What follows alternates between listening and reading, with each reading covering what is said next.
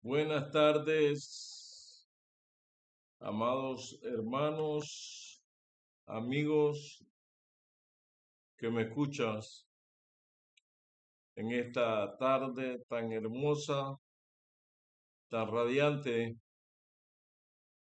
Para hoy queremos tener el tema muy importante que se titula, o le hemos dado como título, Iglesia verdadera. La iglesia verdadera es la pregunta que queremos en esta tarde con la Biblia, con la fuente de la verdad, que es la palabra de Dios. ¿Por qué existen tantas religiones? Y pareciera ser que eso viene desde mucho tiempo. Quizás en el primer imperio Egipto ya se practicaba la adoración a falsos dioses, pensando que eran dioses verdaderos. ¿Quién es el fundamento de la iglesia cristiana, de la iglesia verdadera? El libro de Efesios, en el capítulo 2 y el versículo 20, no menciona: edificados sobre el fundamento de los apóstoles y de los profetas. Dos fundamentos: apóstoles y profetas. Y siendo la principal piedra del ángulo, no Pablo, no Juan, Jesucristo mismo. Partamos ahora con esta realidad bíblica. ¿Quién es el fundamento de la iglesia cristiana, de la iglesia verdadera? Edificaos sobre el fundamento de los apóstoles y de los profetas, siendo la principal piedra del ángulo, Jesucristo mismo. Allí podríamos terminar nuestra presentación o nuestra ponencia, porque tenemos el fundamento y tenemos la principal piedra del ángulo, que es Cristo. Pero los demás textos nos aclaran algunas cosas. Primera de Corintios, capítulo 3, versículo 11. Porque nadie puede poner otro fundamento fuera del que está puesto, que es Cristo. Nadie. Y nadie es nadie. Nadie puede poner otro fundamento. Y allí no vale licenciatura, maestría, doctorado, estudios científicos. El único fundamento que está puesto, que ya quedó puesto y nadie podrá quitar, es Jesucristo. Nadie puede poner otro fundamento fuera del que está puesto, que es Jesucristo. El libro de Efesios, capítulo 1, versículo 22, menciona: y Dios sometió todas las cosas bajo sus pies y lo constituyó ¿a quién? A Cristo. Lo constituyó cabeza suprema de la iglesia. Cuando Cristo vino a este mundo y se hizo hombre cumpliendo la profecía y llegado el cumplimiento del tiempo, Dios envió a su Hijo, nacido de mujer, conforme a la ley, y Dios sometió todas las cosas bajo sus pies y lo constituyó cabeza suprema de la iglesia. En el libro de San Juan, capítulo 13, versículo 15, nos indica que Jesús nos ha dejado ejemplo para que como Él hizo, también vosotros hagáis. No hay un ejemplo diferente que debiéramos seguir, que debiéramos emular.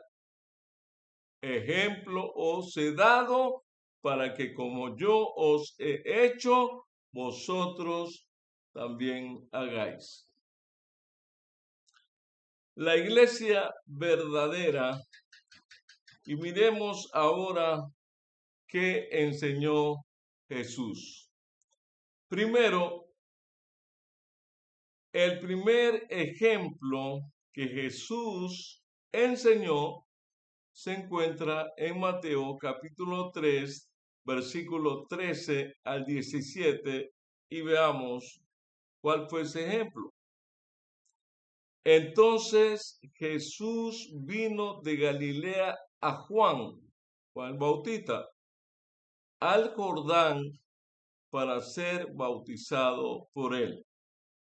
Fue un trayecto largo que recorrió el maestro, el hijo del carpintero, al inicio, pero ese día se diría de quién es hijo de él y qué es lo que haría. Y Juan se oponía diciendo, yo necesito ser bautizado por ti, y tú vienes a mí. Pero Jesús respondió, deja por ahora, porque así nos conviene cumplir toda justicia. Entonces Juan consintió. No se sabe y nadie registra cuál fue esa plática que mantuvo Juan con Jesús y Jesús con Juan. Pero fue larga y después Juan consintió y procedió a bautizar a Jesús.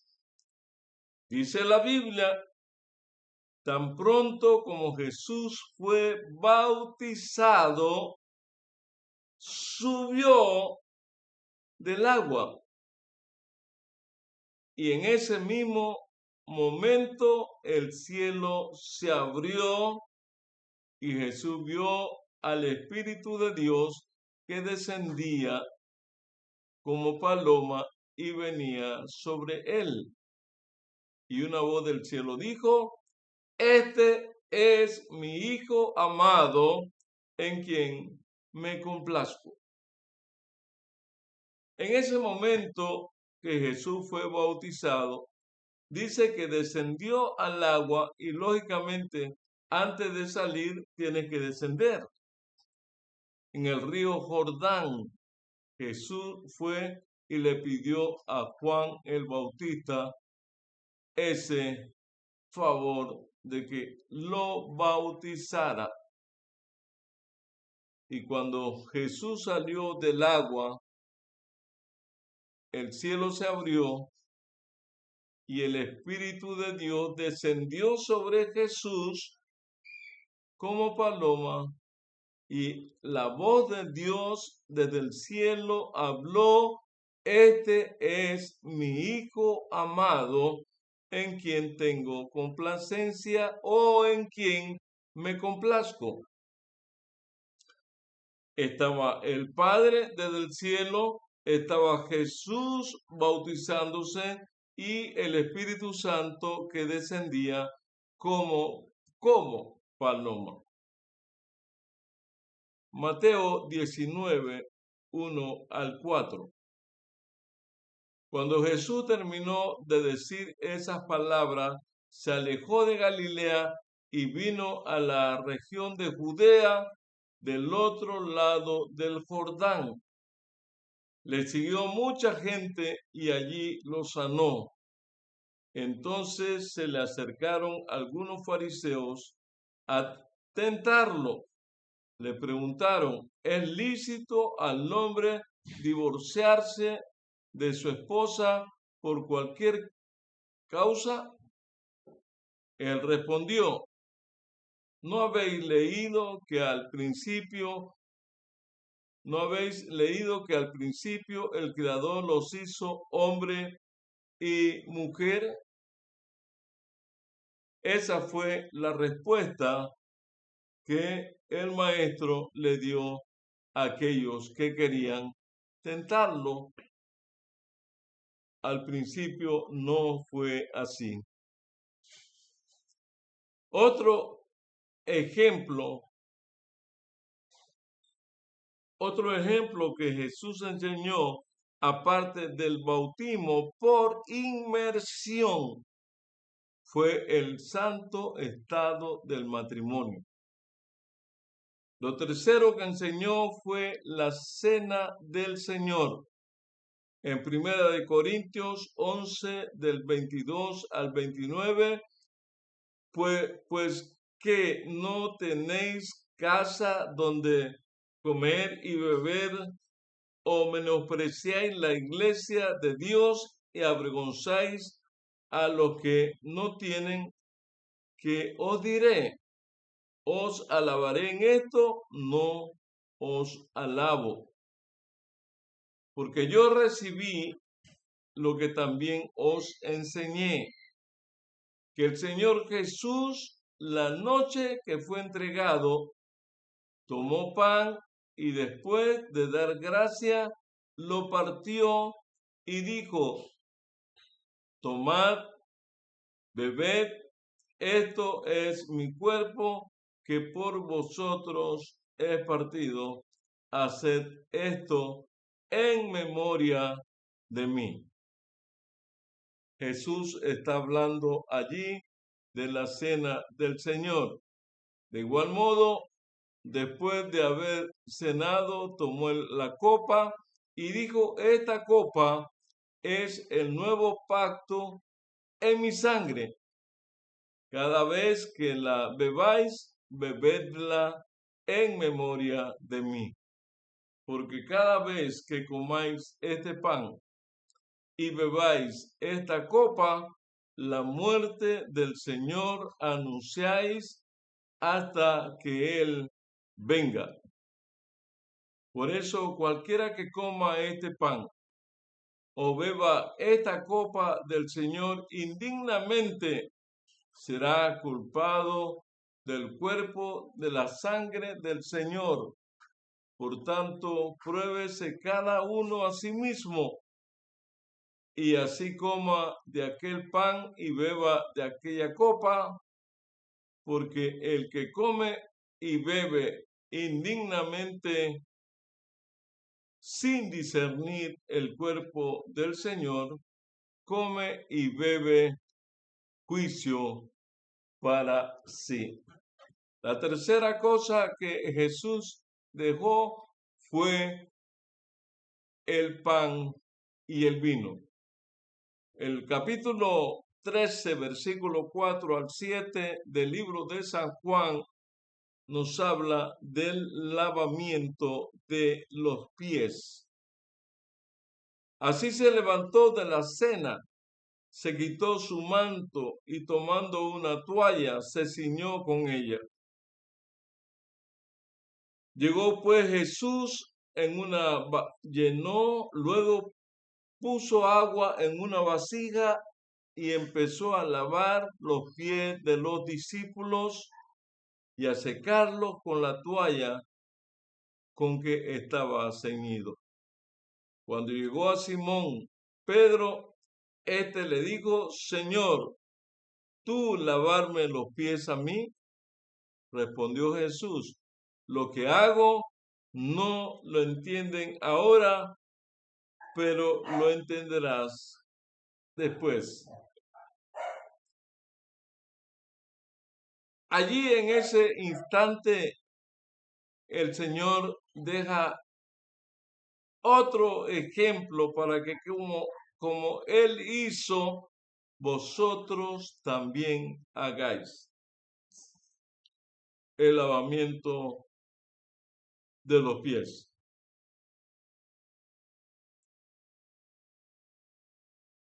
La imposición de manos para ordenar. La Biblia dice claramente que en esos días, como crecía el número de los discípulos, los creyentes griegos se quejaron contra los hebreos de que sus viudas eran descuidadas en la asistencia diaria. Entonces los 12 convocaron a la multitud de los discípulos y dijeron: no es bueno que nosotros descuidemos el ministerio de la palabra de Dios para servir a las mesas. Por tanto, hermanos, elegid de entre vosotros a 7 hombres. Y voy a recalcar lo que dice: elegid de entre vosotros a 7 hombres.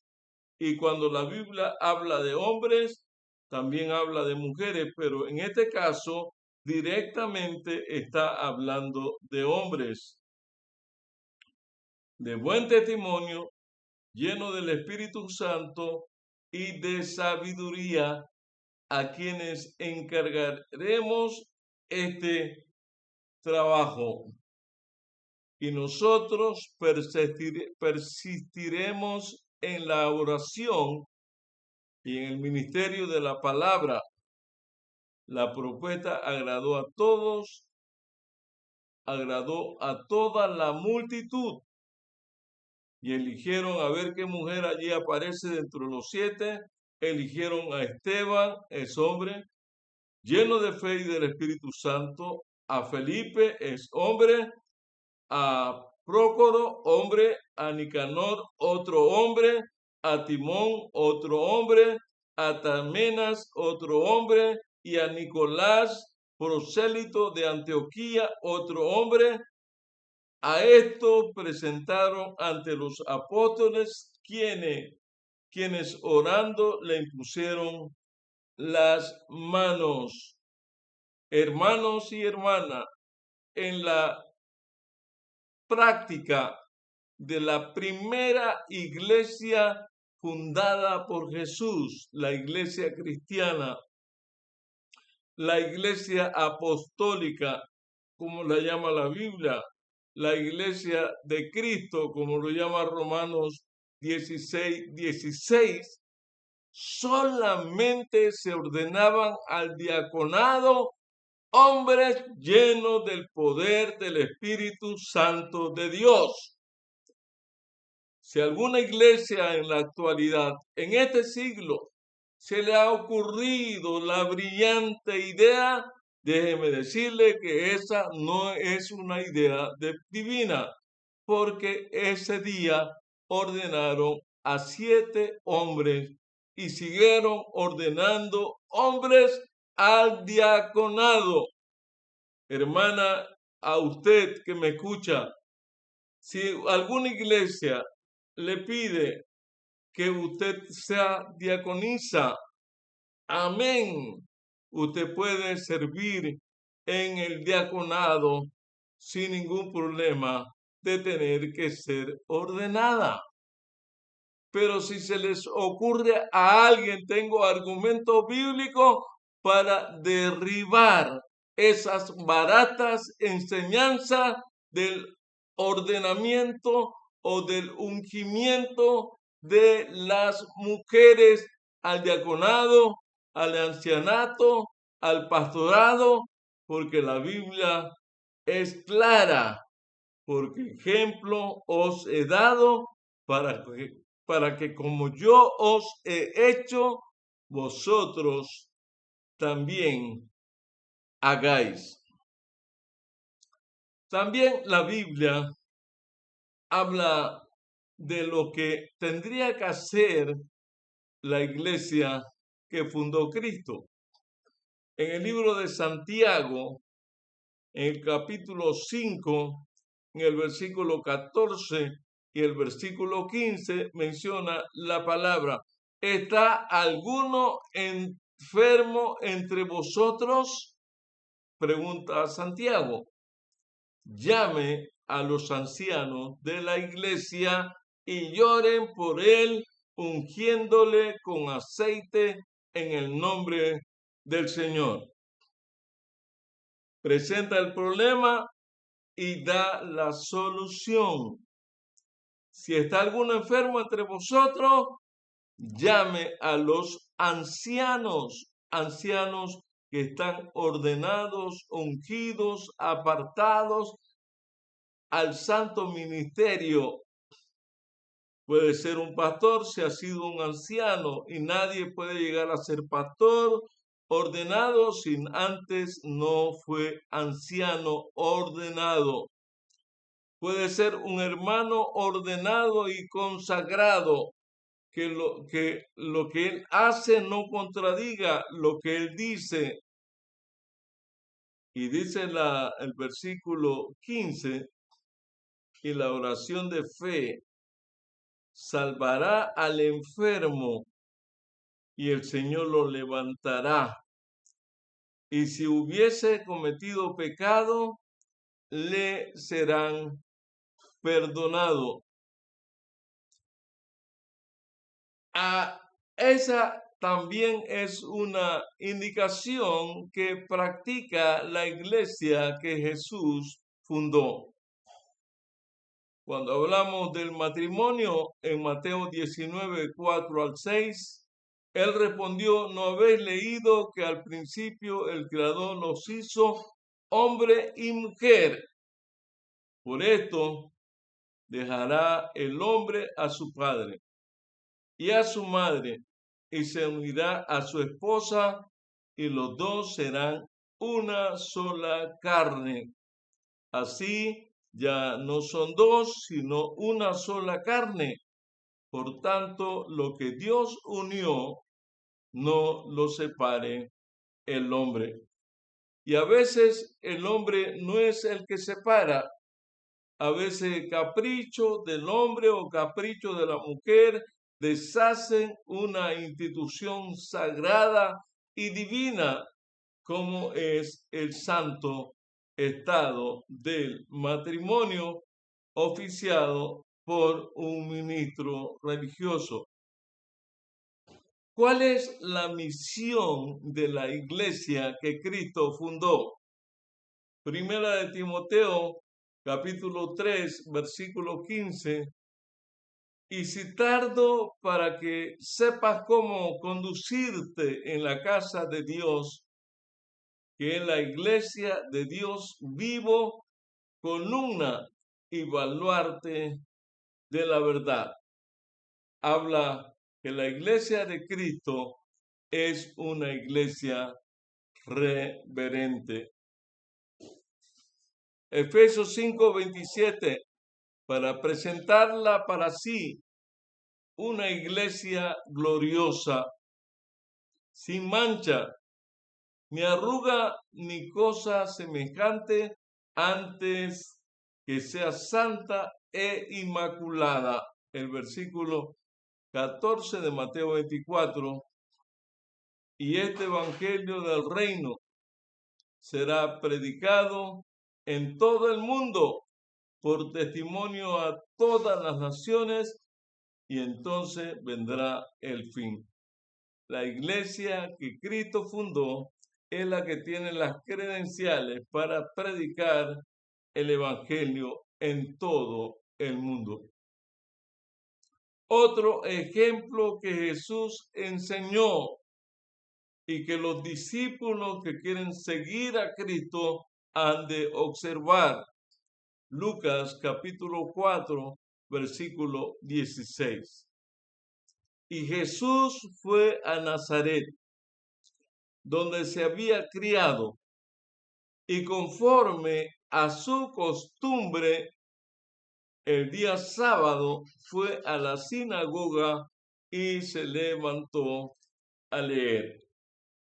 Una de las costumbres y ejemplo era la observancia fidedigna del sábado, que no ha cambiado y no puede cambiar porque es un reflejo de la imagen de la inmutabilidad del Dios eterno. En Marcos 2:27 dice, también les dijo, el sábado fue hecho por causa del hombre, para el hombre, no el hombre para el sábado. ¿Contra quién está enojado el dragón y por qué? La Biblia habla claramente que el dragón, la serpiente antigua, que es el diablo y Satanás, que es Azazel, que es Belzebú, en fin, está enojado. Y la Biblia indica por qué y con quién. El libro de Apocalipsis, capítulo 12, versículo 17. Entonces el dragón se airó contra la mujer y fue a combatir el resto de sus hijos, los que guardan los mandamientos de Dios y tienen el testimonio de Jesús. ¿Contra quién está airado, enojado el dragón? ¿Y por qué? El dragón se airó contra la mujer y fue a combatir el resto de sus hijos, los que guardan los mandamientos de Dios y tienen el testimonio de Jesús. Sabemos que en profecía bíblica, mujer representa una iglesia. Además, la iglesia tiene cédula de identidad para ubicar cuál es la verdadera iglesia. En el libro de Apocalipsis 14, versículo 12, habla de esa cédula de identidad de la iglesia verdadera. Aquí está la paciencia de los santos, los que guardan los mandamientos de Dios y la fe de Jesús.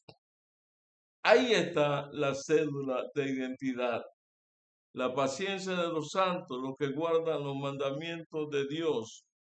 En esa foto podemos apreciar a Jesús y su impresión digital porque guardan los mandamientos. La foto de Jesús, muchos se parecen, cantan los mismos signos, hablan de Jesús. Es como que si habláramos de dos pilares en un puente. La fe de Jesús de un lado y los mandamientos del otro lado son los que sostienen todo el fundamento de ese puente. Si se saca un pilar, ¿qué pasa? ¿Qué ocurre? A los judíos le falta un pilar, no creen en Cristo, creen en la ley. No tienen la fe de Jesús, no son la iglesia. La iglesia verdadera es una iglesia cristiana. A los demás les hace falta un pilar. No guardan los mandamientos, solamente creen en Jesús, pero están lejos de guardar los mandamientos.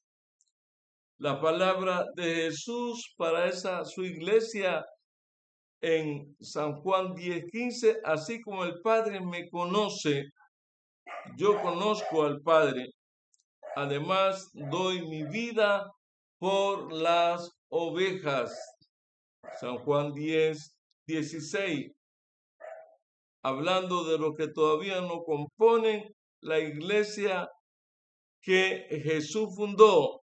También tengo otras ovejas, dice San Juan 10:16, que no son de este redil. A esas también tengo que traer. Ellas también oirán mi voz y habrá un rebaño y un pastor.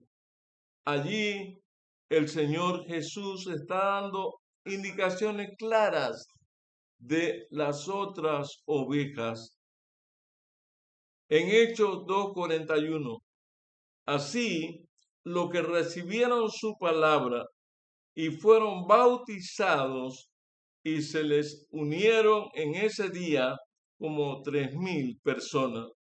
Mateo 7:2, porque con el juicio con que juzgáis seréis juzgados, y con la medida que medís seréis medidos. Lucas 13:27, y os dirá, os digo que no sé de dónde sois, apartaos de mí, malhechores. Proverbio 23:23, compra la verdad y no la vendas.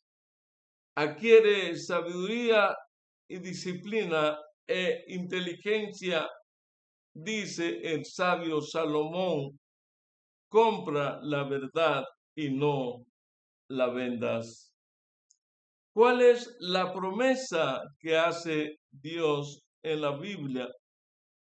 Dichoso en Apocalipsis 22:14, dichosos, bienaventurados los que guardan sus mandamientos para que tengan derecho al árbol de la vida y entren por las puertas de la ciudad. Muy pronto se hará realidad esta promesa y entonces cuando la promesa se haga realidad, el último libro de la Biblia dice dichosos, bienaventurados, felices los que guardan sus mandamientos para que tengan derecho al árbol de la vida y entren por las puertas de la ciudad. Querido hermano, querido amigo, muy pronto tenemos ya que recibir la sentencia. Habrá una sentencia de dichoso, de bienaventurados y felices cuando aceptamos obedecer felizmente esos mandamientos que Dios escribió con su propio dedo. Esa iglesia que Cristo fundó, donde los apóstoles son el fundamento y la principal piedra del ángulo es nuestro Señor Jesucristo. ¿Cuántos quieren en esta hora? Olvidando ciertamente lo que queda atrás, proseguir al blanco, a la meta del supremo llamamiento por la fe de Cristo Jesús, decirle al Señor, yo acepto todas tus verdades bíblicas, acepto tus verdades y no solamente las acepto, las recibo en mi corazón y quiero ponerme en armonía con tu palabra.